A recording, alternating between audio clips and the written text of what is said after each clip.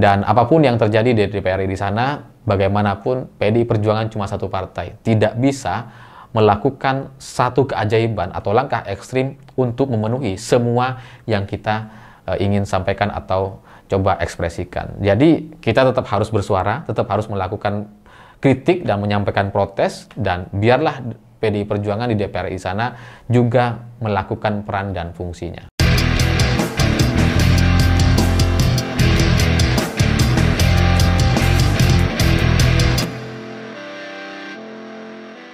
Selamat malam semuanya. Posisi PDI Perjuangan di RUU TNI nampaknya ini yang paling rumit sendiri. Karena kalau partai-partai lain itu nggak ada penolakan. Jadi kalau sekarang partai lain itu ikut terlibat dalam bahasan RUU TNI, itu ya nggak ada masalah. Tapi PDI Perjuangan tahun lalu lewat Ibu Megawati secara jelas mengatakan bahwa PDI Perjuangan menolak RUU TNI. Tapi hari ini faktanya, kenyataannya, anggota atau kader-kader PDI Perjuangan ikut terlibat membahas RUU TNI. Bahkan ketua panjanya ternyata fraksi PDI Perjuangan.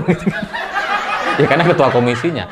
Dan kebingungan ini kemudian dijawab dengan sangat sempurna oleh Mbak Puan Maharani terkait posisi PDI Perjuangan di DPR itu seperti apa. Karena menurut Mbak Puan, kalau dulu PDI Perjuangan menyampaikan penolakan karena memang bahasan-bahasannya itu masih sangat negatif. Dan setelah itu kemudian terjadi diskusi dan kemudian rapat-rapat di DPR, itulah yang kemudian dikawal oleh PDI Perjuangan. Ya karena tugas dari fraksi PDI Perjuangan ikut mengawal semua undang-undang yang ada, termasuk RUU TNI ini. Jadi ya ini diharapkan nantinya dengan kader-kader PDI Perjuangan yang ikut terlibat dalam membahas RUU TNI ini nantinya tidak dibelok-belokkan untuk kepentingan-kepentingan yang nanti akan merugikan masyarakat. Ini dikawal supaya memang sangat sesuai dan tidak kemudian membuat negara ini jadi tambah buruk atau negatif di masa yang akan datang.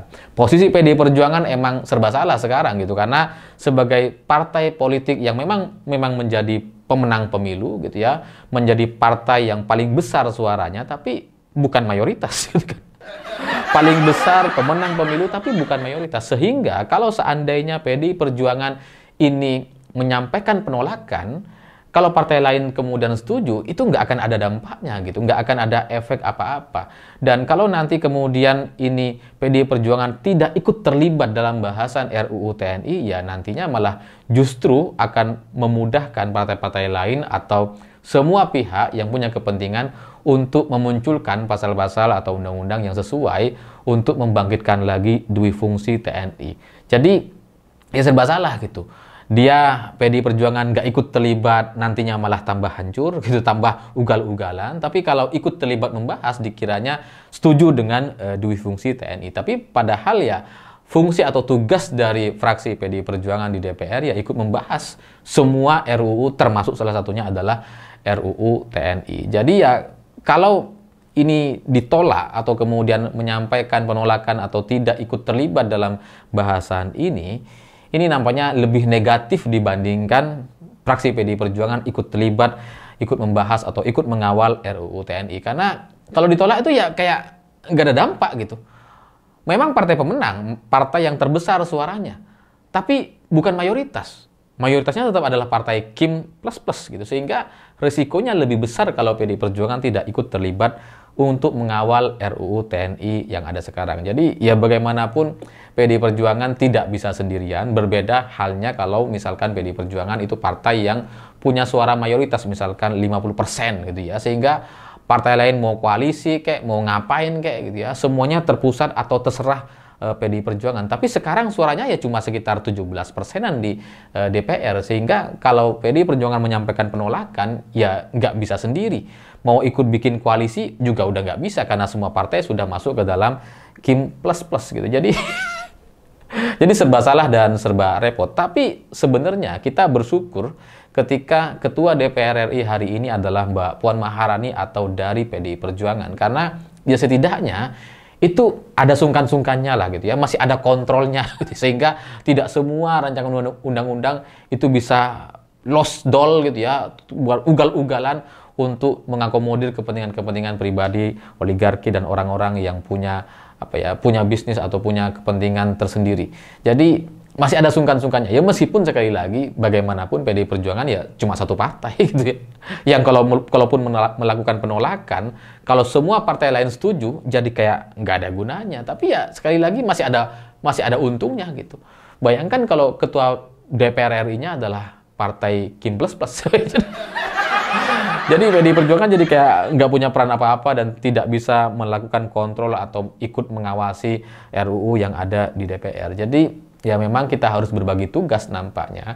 Warga sipil, orang-orang yang di luar DPR, orang-orang yang tidak masuk ke dalam partai politik itu harus bersuara sangat keras sekali, ikut berisik dan mengkritik apa yang dilakukan oleh DPR dan pemerintah. Sementara PDI Perjuangan harus menjaga dan kemudian bisa menjadi kontrol di DPR RI sana. Setidaknya gitu ya, kalau tidak bisa membatalkan, kalau tidak bisa menghentikan RUU TNI atau RUU yang lain, setidaknya itu bisa meminimalisir kekacauan atau protes dari masyarakat.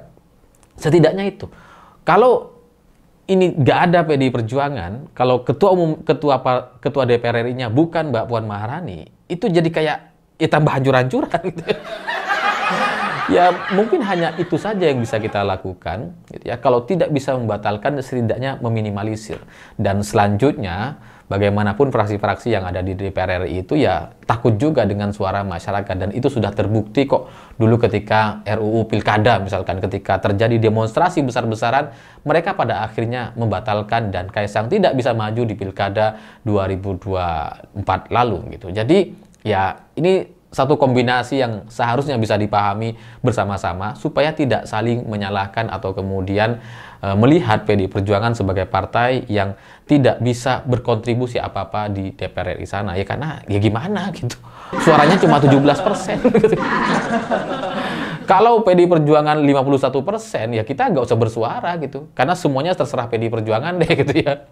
Kalau ada apa-apa, salahin PDI Perjuangan aja. Tapi kalau sekarang, kalau suara PDI Perjuangan cuma 17% dan kemudian kita hanya menyalah-nyalahkan PDI Perjuangan dan kemudian tutup mata dengan partai yang lain, itu akan semakin memberatkan langkah PDI Perjuangan ke depan. Jadi ya seharusnya kita bekerja sama, warga sipil, orang non-partai, orang yang tidak di DPR itu bersuara keras, mengkritik sekeras-kerasnya supaya DPR bisa kemudian mendengar. Dan PDI Perjuangan menjadi satu fraksi yang bisa memicu penolakan terhadap RUU yang sedang dibahas. Bukankah itu yang terjadi ketika adanya bahasan RUU Pilkada? Ketika terjadi demonstrasi besar-besaran, fraksi-fraksi dari PDI Perjuangan, kader-kadernya itu berhasil menjadi pemicu supaya bahasan atau RUU itu kemudian bisa dibatalkan. Dan itulah yang terjadi.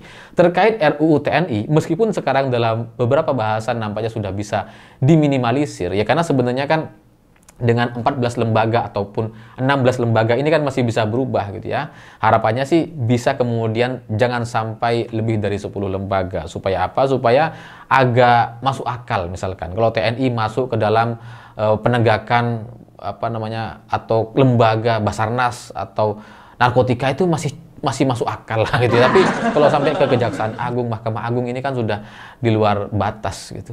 Jadi ya mestinya kita menyampaikan kritik yang jelas kepada DPR secara keseluruhan, tidak hanya kepada PDI Perjuangan, supaya suara-suara yang kita sampaikan itu bisa tepat sasaran. Kalau nyerangnya hanya PDI Perjuangan, ya selesai, partai-partai lain ngerasa nggak bersalah dan kemudian bisa mengesahkan RUU ini menjadi undang-undang setelah ini. Jadi ya mau gimana lagi, nampaknya inilah satu-satunya komposisi atau strategi yang bisa kita mainkan dalam beberapa tahun ke depan. Tanpa itu semua ya kita tambah ugal-ugalan kayak gitu ya. Ya karena kalau mau melihat atau berharap dengan partai yang lain, udah nggak ada harapan. Mereka sudah ikut ke sana dan kemudian udah nggak kritis sama sekali. Jadi partai lain sudah tidak bisa diharapkan. Memang hanya PDI Perjuangan lah yang kita bisa harapkan menjadi pemicu atau pemantik supaya membatalkan rancangan undang-undang atau poin-poin yang memberatkan atau tidak sesuai atau merugikan masyarakat Indonesia secara keseluruhan.